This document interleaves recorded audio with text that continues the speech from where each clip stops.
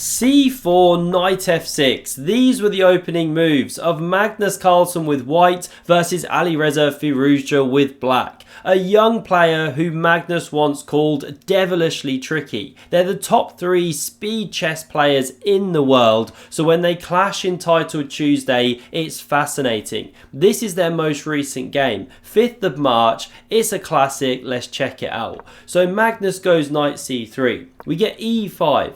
All 4 knights developing into the game here. Pawn g3 played, d5, it's a Sicilian but with colours reversed. Knight takes, the bishop fianchettos, and we've seen a lot of bishop c5 lately. Aggressive placement, but knight b6 selected. The old main line here. It keeps an iron grip on that d4 square. Magnus castles, bishop e7 very natural, and now a3 starting the process of queenside expansion. Sorry if you can hear a helicopter outside. They're after me. They want to take me to jail for how great these videos are. Subscribe if you haven't yet done so. So castles now played. b4 expansion. Rook e8 very natural. d3, this bishop now comes all the way home, says hello to dad. Where you been all day, son? Oh, I popped out to e7, already back in, and now of course bishop b2, fianchettoing looks so natural for Magnus. But what's this? He mouse slips out to g5, or was it a slip? Because f6 played, never play it as Ben Feingold says. Look at how you weaken the king there. He's lifted the armpit, ready to be tickled, and after Magnus drops back, that's a long-term weakness. He's eyeing the c5 square. So a6 from Alireza controls b5. That's the extent of the insight you'll get on this channel. Rook c1 hits the half open file. That's where rooks belong. And now bishop g4, slightly strange looking move. You know, bishop e6 natural. Cover your weak points here. But this one selected, h3 from Magnus. The bishop now drops back to h5 and knight e4. Magnus steadily getting on with the classic plans. Alireza flapping a bit, you know, goes a5 now, doing it in 2 tempos, 2 moves. b5 looks natural, then knight d4, different game. But Magnus goes for this instead. We get pawn captures, a takes on b4. And now, isn't this just a hanging pawn? Well, yes, you can take it, but then there's check. And when the players calculated this, they weren't sure. Looks like a piece is dropping. Now, the computer says that this is technically playable. You can win that pawn. Not that white doesn't still have pressure for the pawn on these ones. But okay, not played. It looks scary. So instead we get bishop d6. Maybe preparing after b5, knight e7, and your bishop's not blocked. But Magnus switches plans now, ignores the queen side, and thrusts through the centre. He's so good at adjusting to the positional characteristics. You know, the queen's eyes have been closed when you plonked the bishop here. So now Alireza goes for some direct play. This knight could get powerful. So he chops on f3. Not the favourite move of the engine. Magnus now has the bishops. We get knight takes on d4, but now he has to immediately give them up. That was a powerful steed in the centre. Queen recaptures here. Bishop e5. The queen moves, and now there's some problems with these queenside pawns. Finishing the development. Look at the white pieces about to spring into action. So c6 closes down this long-range sniper here. And now you can go knight c5 immediately. Good move. But Magnus goes b5. Another great move and a trickier move. Because if black captures, not only are the pawns a bit of a mess, but rook fd1, and where is the queen going? If you go to c7, you get taken by the rook, of course, and if you go somewhere else, your knight drops, you're no longer defending. So the pawn is untouchable. Knight d5, therefore played. Magnus, world number 1, spots the attack, moves his queen, and now there's pressure on this c pawn here. Surely go rook c8, defend it. Well, no, there's too many problems down this diagonal. Knight c5 is coming, then e4 potentially. You have to deal with that. So sidestepping with the king, Best move, played. Now we get captures. It does shed a pawn, but anytime you take pawns, you do open lines for the opponent as well as yourself. So Alireza just gets a chance to activate here. The queen hit comes into c4. Knight b4, you know, look at the initiative you get for the sake of a pawn. But Magnus still better, don't get me wrong. The rook slides back here. Bishop d4, and it's a huge blunder. Stockfish poops itself. Look at the evaluation bar here. Let's do an action replay. You know, what should have been played other than that?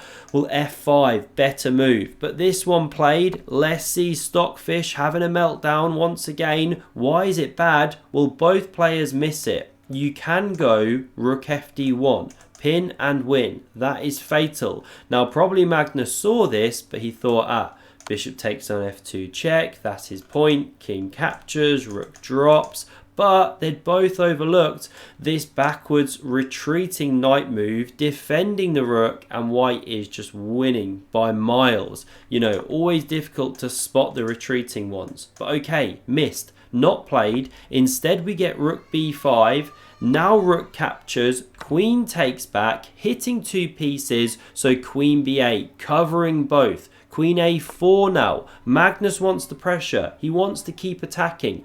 f5 finally comes. The knight hops forth into d6. Stumbling on my words. Kids are kicking off. Apologies if you can hear that. We're about to put them in the bath, right? Let's finish this game recording. Rook is attacked here, and if queen takes, this is the problem. This rook drops from this queen over here. It's attacked twice, so the piece not touched. Rook f8 now played.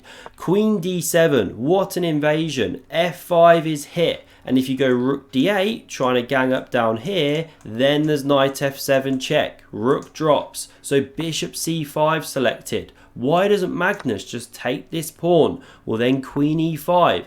You cover the mate threat, you hit the knight. If it moves, the queen could crash through here. You know, the pawn is pinned. And if it doesn't move, if you go in g4, well, you start opening up holes. Will this knight ever reach f4? I know there's a bishop covering, but could get dangerous. So, Magnus doesn't touch the pawn. He goes rook d1. Great move. Activate a piece here, cover the knight over here. Excuse me. Rook f6, now played from Alireza. More pressure on that knight. Magnus now takes the pawn. Hang on, didn't we just discuss this? Well, it's a bit different now. If queen e5 this time, pressuring the knight, oh dear, you just got checkmated. You're not actually covering the square anymore. The rook intercepts. So instead, queen f8 played. More pressure on the knight, and it's not so simple. g4 the engine top move, but then of course you're creating holes. So we get queen c7 played. Magnus going for tactics, but the game turns here. Because if now black takes here, well, this is Magnus's point. Rook d8, and you're picking up a queen, white doing great. But what about if you go rook d7 first, hitting the white queen? Where's it then going now? And what you should play is rook d7, sorry. If takes, queen recaptures, you're still covering the knight.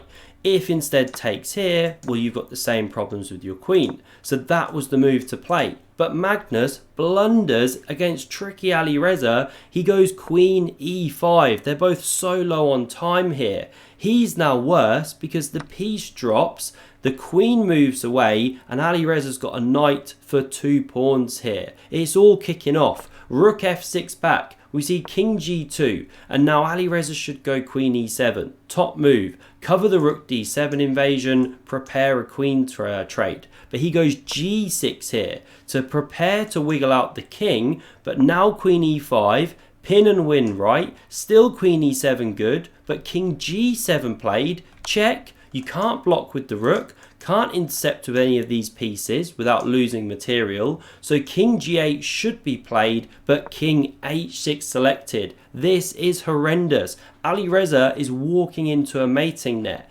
Magnus goes h4, mate in 1 threatened. So rook f5, of course, what else but queen c7. Mate in 1 threatened. Bishop pressured, queen g8 desperately covers, but now there's an absolute killer. The rook is holding everything together, including the bishop and the king. but g4 comes and Alireza loses on time in a lost position. g5 on the way, checkmating if the rook doesn't cover the rank, otherwise you win an entire rook, then the bishop as well. It's just absolutely game over. There's nothing white can do. Here's a sample checkmate. That was the finish of the game. Great contest between these two. Smash subscribe if you enjoyed, and for another epic game of chess from Magnus Carlsen, check out the video on screen. Thanks a lot for watching and see you soon.